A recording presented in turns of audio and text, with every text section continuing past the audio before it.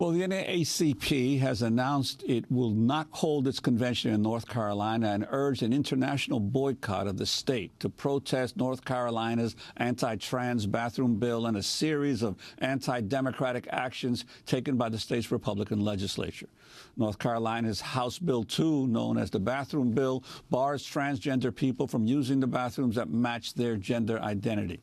The NAACP has also accused Republican legislators of committing voter suppression and racial gerrymandering. This is NAACP President and CEO Cornell William Brooks speaking in North Carolina on Friday.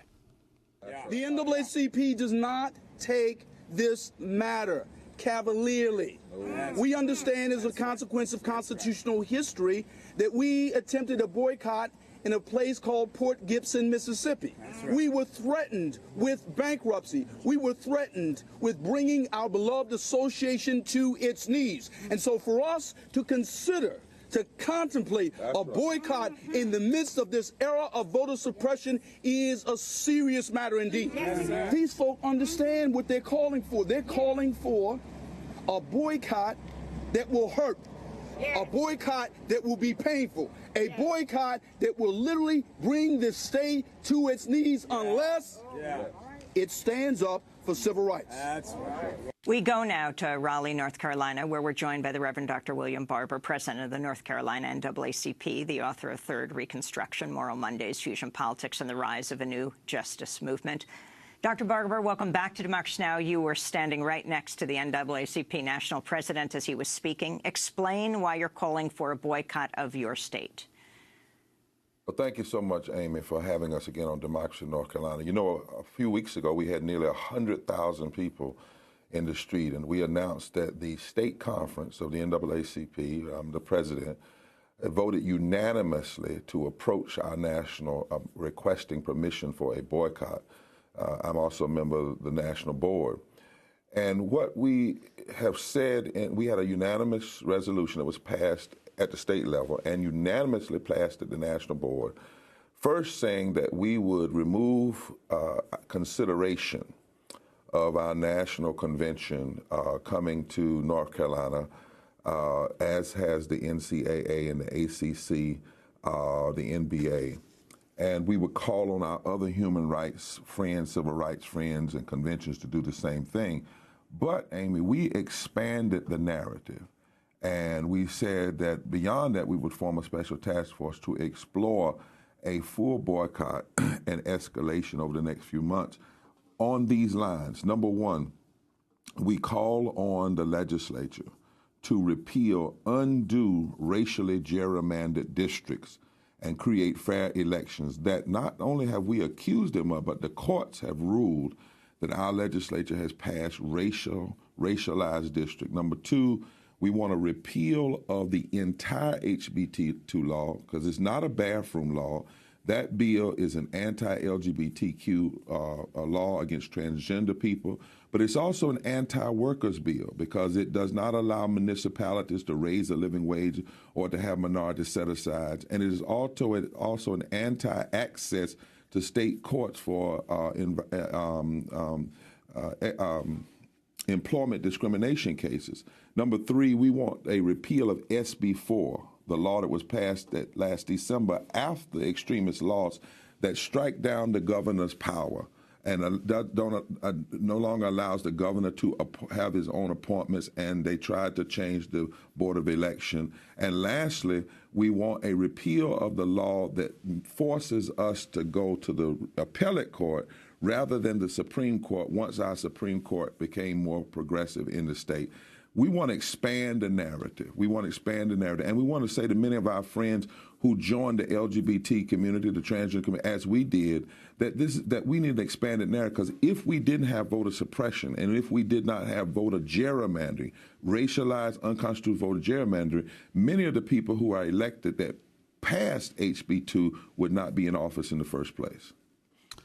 Well, Reverend Barber, your Republican governor, Pat McCrory, has dismissed these protests and the calls for a boycott as basically an action of a left fringe element in your state. Can you respond to that? Well, that's the only thing they say. You know, I don't use the left-right language. That's the common thing. They lie. You know, Donald Trump wasn't the first one to start lying. McCrory used to call moral Mondays Money Monday. He says we're left, but 11% of the people that got arrested over 3 years with moral Mondays were Republicans. He has said that it's a left fringe, but the courts are not a left fringe, and that North Carolina has been found guilty twice on voter suppression. Last August, we won a case that said their so-called voter integrity law was a voter suppression law when they cut early voting, cut same-day registration, denied 17-year-olds the right to pre-register, and tried to pass not just photo ID that the Help American Vote Act allows, but they actually wanted to pass the worst form of photo ID, which said that in this state, even if you had a college ID or a federal ID, it still would not be considered valid. So we know what McCrory and others do. They use that language because they cannot debate us. They have been found guilty time and time again. 14 times this state legislature has passed laws that have been overturned as being unconstitutional.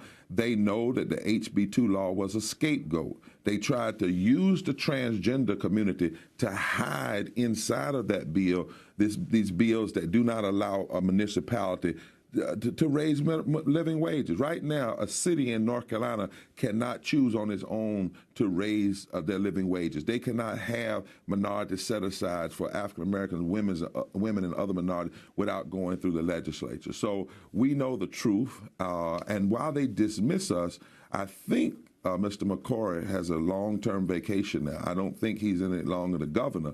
And I think that North Carolina was the only state where the coattails of Trump did not trickle down because we had a movement here. We won the governorship. We won the auditor, the Secretary of State. And an African-American in North Carolina won the Supreme Court, won by 350,000 votes, making North Carolina Supreme Court a progressive court for the first time in literally years. I wanted to ask you about the deal that the state legislature reneged on.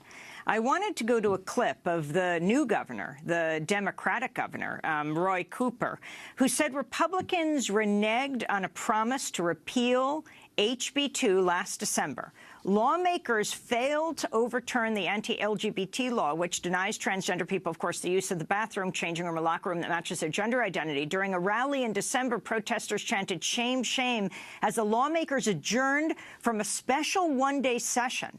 They had made a deal with the Charlotte City Council, who repealed their LGBT protection legislation in exchange for the legislature repealing HB2.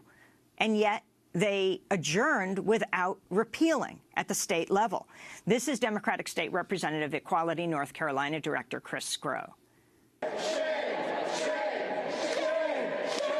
It is 275 days after this body passed the worst anti-LGBT bill in the entire nation. Every single day, transgender North Carolinians have suffered and been at risk for discrimination and violence, and every single day, our economy has lost millions upon millions of dollars. PayPal is not coming here. Bruce Springsteen's not coming here. Shame! Shame! Shame! Shame! We are going to continue to be sat out as a state because of the image that we are portraying to the rest of the nation and the rest of the world.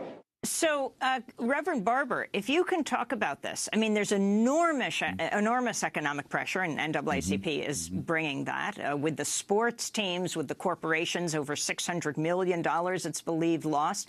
But this reneging, the deal that was made, that if Charlotte took back, repealed their own pro-LGBT legislation, that the state legislature would repeal HB2, and they reneged.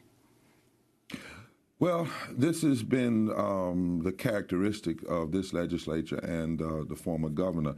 You know, the people in office in our state legislature are unconstitutionally constituted. As I've said, many of them would not be in office except for this racialized gerrymandering. Now, let me back up just a second. We didn't agree with the deal anyway. We didn't think that Charlotte should have to vote the bill down for them to then repeal something that was bad in the first place. Secondly, it is not just the worst LGBTQ bill. It is the worst anti-worker bill, and the worst bill that denies access to the courts. I want people to understand the depth of what they did. In North Carolina now, if you have employment discrimination as a heterosexual, as a disabled person, as a veteran, you cannot go to state court because of this law. So they did renege, but we didn't agree on that anyway. We said it shouldn't have ever been a bill and it should have been repealed in the first place.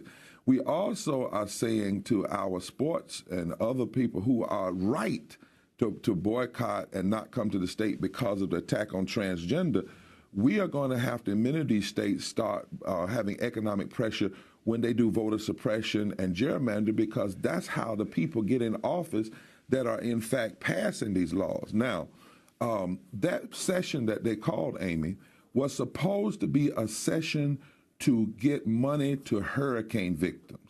That's why that session was called.